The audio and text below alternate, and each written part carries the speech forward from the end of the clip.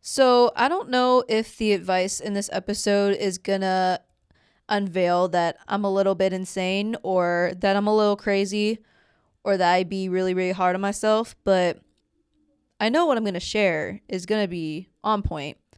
It's gonna be the truth. And I know it works. So yeah, we'll just see how this gets received. But let's get going.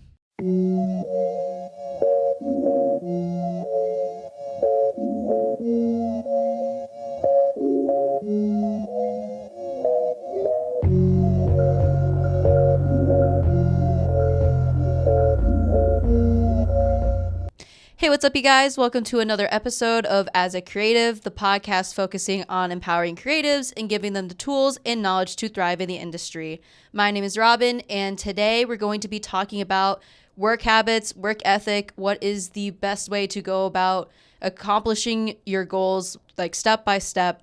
What is the work ethic? What is the work habits to have to get closer to your goals, to stay committed and to stay consistent? And I will say, I am pretty much an expert at this point. At this moment, not only am I running this podcast, but I am in the process of launching a merch line for my senior exhibition project. I'm taking 17 credits of classes, which is, if you don't know college terms, 12 credits is the average amount for being a full-time student. And I'm at 17. So it's been a heavy workload for me when it comes to classes. And on top of that, I'm in my senior season as a track and field athlete in college. So I am like still at the early end of my season. But yeah, I'm in deep with the season right now too. And what else do I got going on? On top of that, I am a student worker for my school's athletic department. I make graphics for them and for their social media. I also am a videographer for them, so I will go to the games, film them, and edit content for their social media. So I wear a lot of hats, and I would say right now I'm getting a lot of commission work or a lot of asks for me to do certain commission projects, and not gonna lie, I've had taken some of them, but some of them I've had to turn down just because I'm way too busy right now. But anyways, to describe that whole workload, when it comes to multitasking and getting things done, I will say that I'm a pretty solid in my ways, and what I will tell you guys today is it will work. All the things that I do now when it comes to multitasking, to being productive, to having a strong work ethic and having work habits, I will say what I'm going to share is going to be it's gonna be pretty good. It's gonna be pretty good, and yeah, let's get into it. So once you have determined for yourself what you want for your career, what you want for your dream life, establish those goals in writing. Establish that big goal and break that big goal into smaller steps. I will bring my little tool in. Recently this year, I've been using this book. It's called Ethic. And what it is, it helps plan out your life. It's kind of like a productivity journal. And so in here I don't know if I'm going to show this to the camera or not, but basically I established 3 big goals at the beginning of this year of 2025. And out of those 3 big goals, it told me to break down each of those goals into 4 steps. And so break those down into 4 steps. And then after that, you break down each of those 4 steps into 3 individual tasks that lead up to that one of those steps. And once you accomplish each of those tasks and get that step done, then you can work on getting those big steps done, and then it gets you closer to your goal.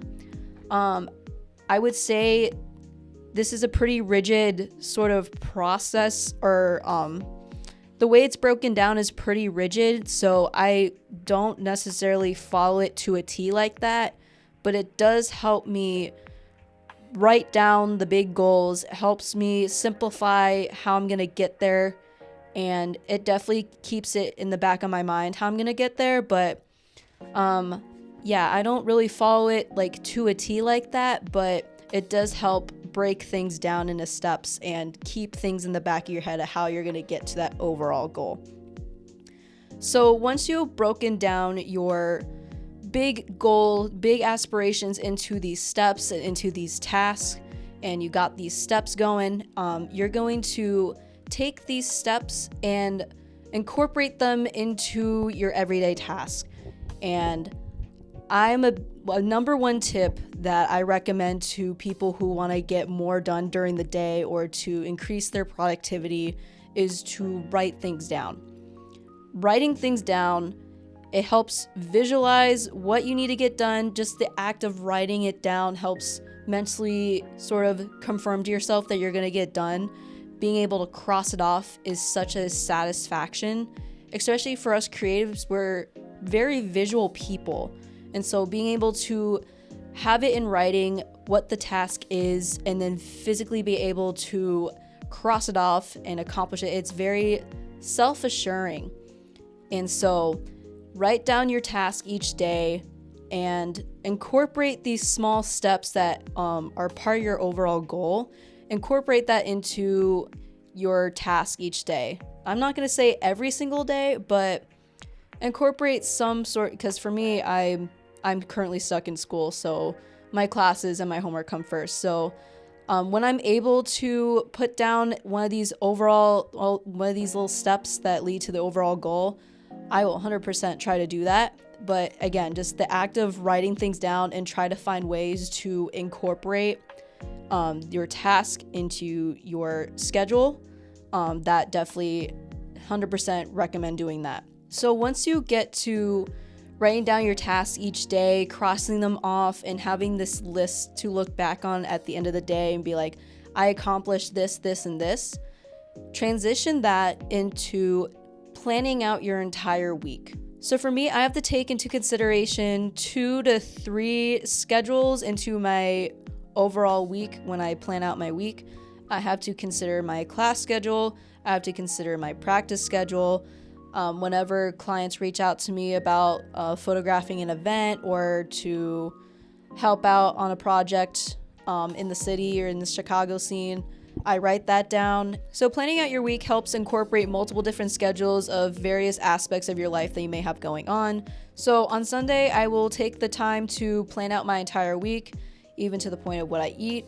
And that helps me be able to just make a big grocery run, get what I need, prep it for the week, and have it pretty much set for me for the rest of the week. And that helps so I'm able to just eat what I need to eat, go on to the next task, or do whatever I need to do. With planning out your week, you're able to see the chunks of time that you have free between certain events going on in your days, each day, and you are able to see when you're able to work on certain projects. Personally, for me, planning out the entire week helps because I don't have to figure it out as I go each day. I have it pretty much written out for me, planned out for me for the entire week, and at that point, I just need to execute.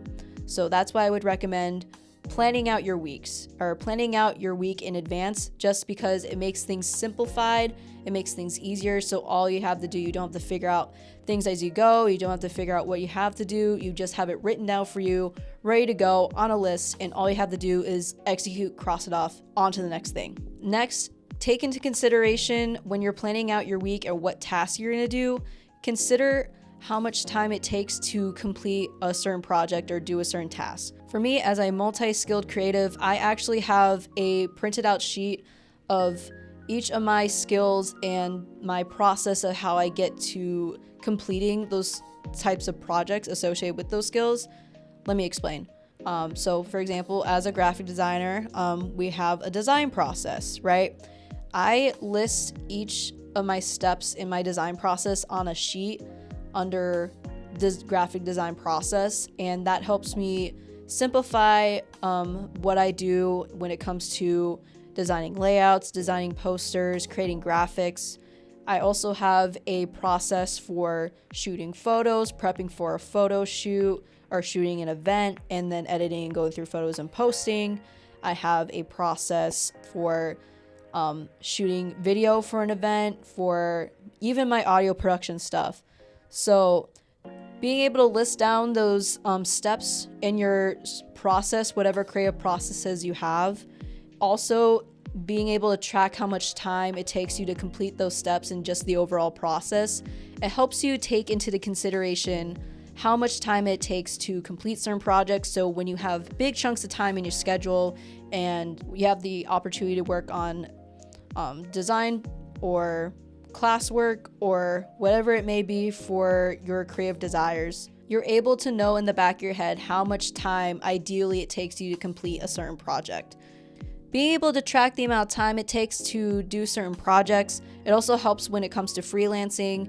When clients ask you, what would you charge for a certain project or a certain commission, you're able to look back at ideally how much time it takes you to complete a certain task, and you're able to bill accordingly, especially if you're charging per hour. I charge per hour, so I take into consideration what I would charge per hour and then ideally how long it would take me to complete that certain project or how long a shoot would take, for example. So it definitely helps to know that as well. So not only does it help with freelancing, it goes back to what I said in the last episode about tracking the amount of time and effort you put into your projects, and having that visualization and having that insurance that you are being productive and you are working on tasks. Having that, being able to just track your time, quantify your effort and time, it helps with your confidence, and it helps ensure to you that you are working on things and that you are being productive, and overall grow your confidence when it comes to your skills. So if you get to this point like me and you're naturally ambitious, you're really proactive, you're always finding things to do, you're constantly busy, you kind of see that you don't give yourself a break, things are going to get overwhelming, things are going to get stressful, things are not going to feel great all the time. And when it gets to that point, when it gets really overwhelming and stressful, it may seem that this dream life that you're working towards, that your career passion, your career goals don't feel as great as you want them to be. And at times your passion doesn't feel like your passion. When it gets to that point, find a way to objectively step back, not entirely take a step back from everything you're doing, but take a step back objectively, not too far, and look at it all and be grateful. Find a way to be grateful for it all, because being able to have all these things that you're doing and to always be busy, to be proactive, to have a schedule, to have things on your plate, it's a blessing in disguise, because honestly you could have none of it at all. And also the effort that you put into everything you do, whether it be towards improving your skills, to just self-improvement in general, towards your work, even if it's going towards client projects or projects for your clients or whatever, that energy, that effort and time that you're putting into those things, into yourself, into all that you're doing, that is yours. That is something you own. That's something no one else can say is theirs. That effort and time that you put into everything you do, that you put into being busy and being able to maintain, that is all yours. And that is something that you have to be thankful for and grateful for, because not a lot of people can say they have that. Like I said in my last episode, find ways to constantly be around inspiration, things that inspire you, things that motivate you. The advice I shared in my last episode about confidence, you're gonna need that, especially in the times where things get really heavy and really overwhelming, and things are not gonna feel good. But again, find ways to be thankful. So find ways to stay motivated, to stay inspired, and just find little ways to rejuvenate yourself. So next, are you allowed to relax in this constant grind mode of productivity and ambition? Answer is, of course, yes, you're allowed to relax. But for me, there's a strategic way that I go about it. So this next step I'm going to share to you has been something that has been extremely crucial to my work habits and my work schedule. This is something that I learned at the beginning of college, my freshman year, and I had a professor recommend it to me and other students when trying to get good habits about working on homework is to do concentrated segments of dedicated work and with a segmented period of just rest and break.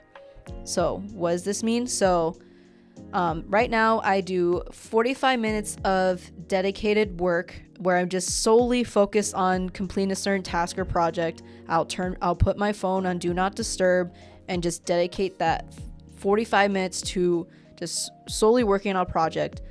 After the 45 minutes are up, then I will do a 15-minute break, which means I'll either scroll through my phone, watch a show, a little bit of a show, a podcast, even just close my eyes for a little bit. And trust me, a 15-minute nap does wonders, especially if you're working all the time. Just having that quick little rejuvenation period, sometimes it will make you feel like an entirely different person. But this is how I track how much time I put into my projects, is I will group up those 45-minute segments together, and then that will be the amount of time that I spend on a certain project. So highly recommend that.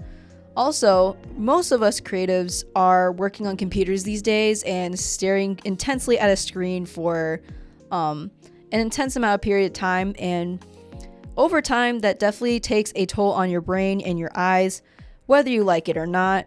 So being able to have that 15-minute period to even just close your eyes, it helps so much. So again, having the segmented work periods with rest periods has been extremely helpful. 100% recommend you do that, especially during the periods of time or parts of your day where you'll have large chunks of time, like 2 to 3 hours between certain events that you have or your schedule. Those 2 or 3 hours that you have a free time, this is how I recommend you break down your work schedule so you're able to get a lot more out of your time. So that's how I structure my work and break periods. Another way to go about it is to strategically map out your break periods. Like for me, with my schedule, I know that when I have class or when I have practice, whenever I go to class, all I have to do is just sit there and listen, and that in itself is sort of a break from me working on my projects or working on whatever I need to work on. And then my practice schedule for track and field, and I'm thankful for being a college athlete because through my track and field schedule, I'm able to move my body and be physically active, and that definitely helps with the mental fatigue. And I'm not saying full on go to the gym if you don't want to type thing, or you have to be a full-on college athlete or whatever. What I'm saying is find something that gets your body physically moving, and physical movement definitely helps with the mental fatigue. And when you come back from those said activities, you can come back to your work with more energy, with a little bit more rejuvenation, so you're able to come back to your projects fresh and keep working. So when it comes to socializing and going out, for me personally, I keep that at a bare minimum. I've kind of been in lock-in and grind mode for a while, since like probably the beginning of college, and going out with friends and stuff, especially in this economy, it'd be expensive. Going out to bars and clubs, drinks be expensive. The pay-in fees to get into clubs and bars, it'd be expensive. My take, do it only when you feel extremely fatigued or very drained and you really need to socialize. Your energy and your time can go into other places, especially like now, like especially for me, I'm not making that much money, so there's kind of no point in me going out and spending money. So take it as you will. Justify it however you want to justify it. I'm not here to tell you how to live your life, but look at all that you're doing. Like for example, like when I tell you to write down your task and like cross off what you've done so you know how much you're doing each day. Use that as the gauger of like going out and socializing, because you don't want to overindulge in it. You want to still be concentrated and productive.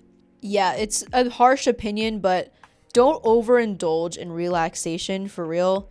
Also, if you work hard and consistently and you have these rare moments of socialization and going out to bars and clubs, like once in a while, I'll tell you, like, those small moments that you go out are gonna feel so good compared to, for example, when other people like go out to bars and clubs all the time. If you're partying and going clubbing all the time, eventually that fun is going to drain away because you're doing it so much. But with this work ethic and work mentality that I'm giving you guys advice about, that I encourage, with this work ethic, whenever you go out and socialize or go out to have fun and reward yourself, it's going to feel so much better.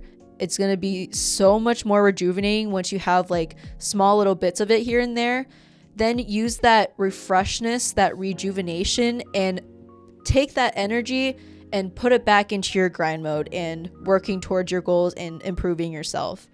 So that is the advice I have when it comes to my work ethic, my work habits, and how I stay productive, how I stay consistent, and how I get closer to advancing myself as a creative. I would say that my method is pretty solid. It's been pretty sturdy, especially I've kept these habits for so many years, and this is what has gotten me to this point right now.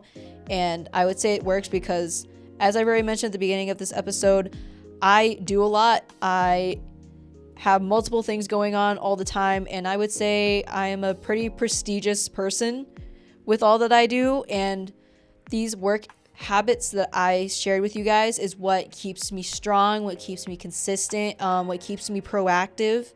So definitely would say that my advice is pretty strong. So having a strong work ethic, or establishing a strong work ethic, or having good work habits is extremely important, especially for being consistent, being persistent, and being proactive towards working towards your career goals, and constantly improving your skills. Having a strong work ethic is something that people take note of, is definitely something that people notice, and overall it's what strengthens you as a creative working in the industry. So that is all I have for this episode. If you liked it, make sure you go like it on YouTube, go rate me on Spotify, make sure you follow the Instagram at as.acreative.